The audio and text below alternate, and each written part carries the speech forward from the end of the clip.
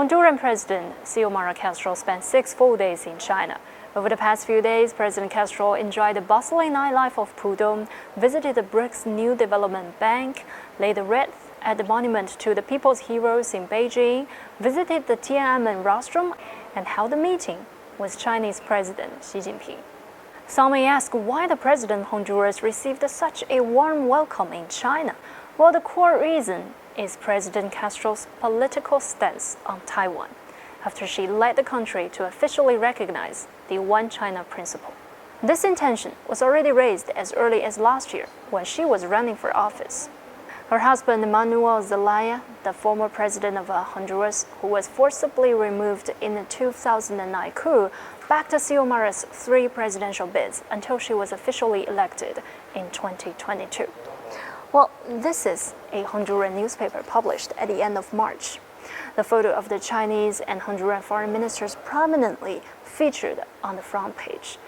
It's the 9th country to cut ties with Taiwan since 2016. Honduras resisted pressure from the United States. Upon learning about the Honduran government's plans, former U.S. Senator Chris Dodd, a close friend of President Joe Biden, traveled to Tegucigalpa and tried to lobby the Honduran government, only to no avail.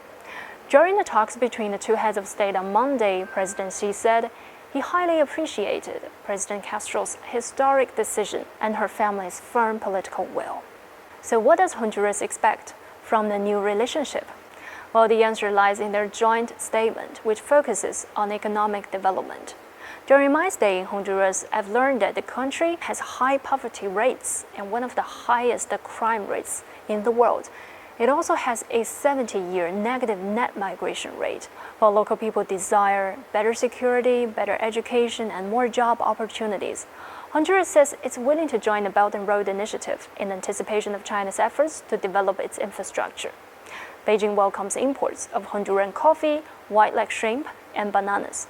A number of Chinese enterprises are also expected to participate in the energy, environment, infrastructure, health, education, and telecommunications projects. But not surprisingly, some Americans have expressed a clear frustration.